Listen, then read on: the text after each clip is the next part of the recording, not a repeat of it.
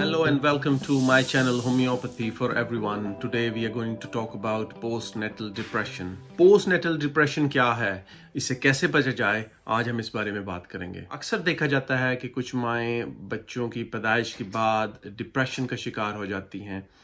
इसको postnatal depression कहते हैं। बाज़ औक़ात तो इसकी कोई नुमायाँ वजह नहीं होती, मगर बाज़ औरतों में प्रेगनेंसी से पहले या प्रेगनेंसी में डिप्रेशन या एंजाइटी की सिम्टम्स होती हैं, जिसकी वजह से प्रेगनेंसी के बाद पोस्टनेटल डिप्रेशन की सिम्टम्स ज़्यादा शदीद हो जाती हैं।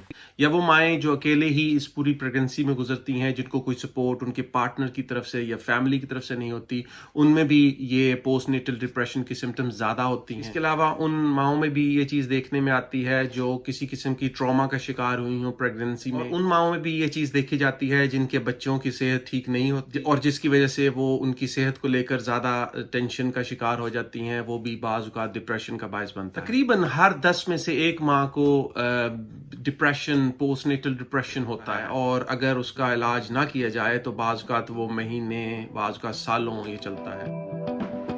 क्योंकि कि डिप्रेशन है, इसलिए टिपिकल डिप्रेशन की सिम्टम्स इसमें होती हैं। इसके सिम्टम्स में उदास रहना यानी सैडनेस, मरीज़ हर वक्त उदास रहता है, गमज़दा रहता है, जैसे कुछ खो गया है, कुछ गलत हो गया है। बाज़ औक़ात वो दिन के किसी खास हिस्से में उदास होता है और बाज़ औक़ात पूरा दिन वो उदासी जारी रहती है। थकावट होना, हर वक्त औरतें थकी रहती हैं, काम नहीं हो पाता उनसे, कोई चीज़ उसको खुश नहीं कर पाती। इसके अलावा चिड़चिड़ापन है, मरीज हर वक्त बात बात पर गुस्सा करता है, बच्चों को मारता है। इसके अलावा जिस्म में थकावट, मरीज का कुछ भी काम करने को दिल नहीं करता और उसमें हिम्मत ही नहीं होती कि वो कोई काम करे। इसके अलावा नाइटमेयर्स हैं, डरावने ख्वाब आते हैं, बाज़ पेशेंट्स में नींद की कमी हो जाती है, नींद नहीं आती। इसके अलावा बाज़ औरतें अपनी शेप को लेकर काफ़ी परेशान हो जाती हैं और वो खाना पीना छोड़ देती हैं, या बाज़ औरतें खाना ज़्यादा खाना शुरू कर देती हैं। इसके अलावा उनका किसी भी काम में दिल नहीं लगता, हर चीज़ से उकता जाती हैं। और अक्सर देखा जाता है कि मियाँ बीवी के ताल्लुकात इमोशनल, फिजिकल, अमूमन पोस्टनेटल डिप्रेशन की वजह से ही ख़राब होते हैं। इसके अलावा बाज़ औरतें अपने आप को कोसती रहती हैं। उसकी एक बहुत बड़ी वजह, अगर बच्चों में किसी किस्म की डिसेबिलिटी आ जाए या बच्चे बीमार हों या घर का कोई मसला हो, तो वो अपने आप को कसूरवार कहती हैं। इस तरह पोस्टनेटल डिप्रेशन में एंजाइटी भी देखने में आती है कि उनको मुख्तलिफ किस्म के खौफ और घेर लेते हैं। पोस्टनेटल डिप्रेशन सिर्फ औरतों में नहीं होता, बल्कि मर्दों में भी ये चीज़ देखने में आती है। बच्चे की पैदाइश के बाद अमूमन बाप में भी डिप्रेशन पाया जाता है, मगर मर्द क्योंकि अपनी मेंटल इमोशनल सिम्टम्स को शेयर करना पसंद नहीं करते, लेकिन उनमें ये सिम्टम्स पाई जाती हैं। ऐसी माओं को चाहिए कि प्रेगनेंसी के दौरान अपना ख्याल रखें और बहुत ज़्यादा काम करने की कोशिश न करें, अपनी लिमिट्स को पहचानें, अपने आप को ज़्यादा थकने न दें, अपनी खुराक का ख्याल रखें और आराम बहुत ज़्यादा करें। क्योंकि बाज़ औरतें जॉब कंडीशंस की वजह से या घरेलू हालात की वजह से अपनी नींद का ख्याल नहीं रखती, आराम का बहुत ज़्यादा ख्याल रखें। इसके अलावा अपनी फीलिंग्स को शेयर करना सीखें, चाहे वो आपका हस्बैंड हो या आपकी माँ हो। फैमिली में कोई ऐसा ज़रूर होना चाहिए जिससे आप अपने दिल की बात कर सकें। इसके अलावा एक्सरसाइज की रूटीन बनाएं, क्योंकि एक्सरसाइज करने के नतीजा में आपकी बॉडी से कुछ हार्मोन्स ऐसे सिक्रीट होते हैं जो आपको डिप्रेशन से निकालने में आपकी मदद करते हैं। सबसे अहम बात जो पोस्टनेटल डिप्रेशन की ट्रीटमेंट में ज़रूरी है वो ये है कि मियाँ बीवी के ताल्लुकात बेहतर हो। एक चीज़ जो मैंने बहुत कॉमन देखी है कि पोस्टनेटल डिप्रेशन में ही मर्द औरत के आपस के ताल्लुकात ख़राब होते हैं, क्योंकि वो एक दूसरे को अपनी इमोशंस शेयर नहीं कर पाते, जिसकी वजह से उनके आपस के ताल्लुकात ख़राब हो जाते हैं। इसलिए बहुत ज़रूरी है कि हस्बैंड एंड वाइफ बच्चे की पैदाइश के बाद ख़ास तौर पर एक दूसरे को टाइम दें और एक दूसरे को समझें। और अगर आप समझते हैं कि आपको पोस्टनेटल डिप्रेशन की सिम्टम्स शदीद होती जा रही हैं, तो अपने कंसल्टेंट से ज़रूर कंसल्ट करें। मेरी प्रैक्टिस में बहुत सारी ऐसी औरतें आती हैं जो पोस्टनेटल डिप्रेशन का शिकार होती हैं, और उनको मैं अकॉर्डिंग टू देयर सिम्टम्स मुख्तलिफ रेमेडीज़ देता हूँ। उनमें से चंद रेमेडीज़ मैं आपसे शेयर करूँगा। सबसे पहले रेमेडी जिसका मैं जिक्र करूँगा वो है सीपिया।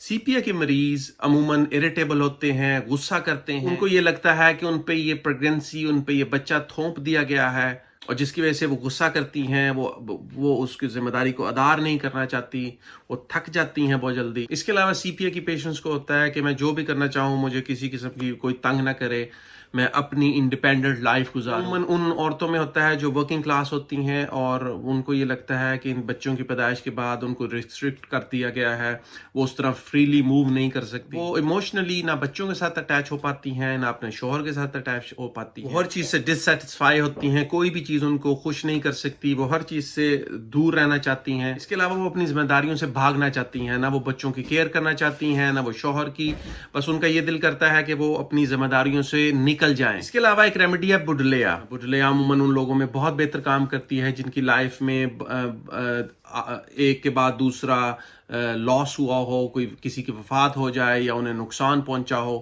تو اس کی وجہ سے ان کی پرسنالٹی بریک ڈاؤن ہو جاتی ہے اور وہ زندگی کو کوپ اپ نہیں کر پاتی۔ اس کے علاوہ ایک ریمیڈی ہے بمبوزا، لکس لائک سلیشیا۔ اس کی علامات میں شامل ہیں کہ مریض ہر وقت تھکا رہتا ہے، وہ کسی بھی کام کرنے کی طاقت اپنے اندر محسوس نہیں کرتا، ہر وقت ایگزاسٹڈ رہتا ہے، اس کو یہ لگتا ہے کہ اس کو کسی قسم کی کوئی سپورٹ حاصل نہیں ہے، وہ دنیا میں اکیلی ہے اور اس نے سارے کام خود ہی کرنے ہیں، جس کی وجہ سے اسے اریٹیبلٹی ہوتی ہے اور وہ ان کاموں سے تھکی رہتی ہے اور بھاگنا چاہتی ہے۔ ایسی مریضائیں چاہتی ہیں کہ ان کو سپورٹ کیا جائے، ان کو ان کے کاموں میں ان کو کھڑا کرنے میں۔ اس کے علاوہ ایک ریمیڈی ہے ونیلا۔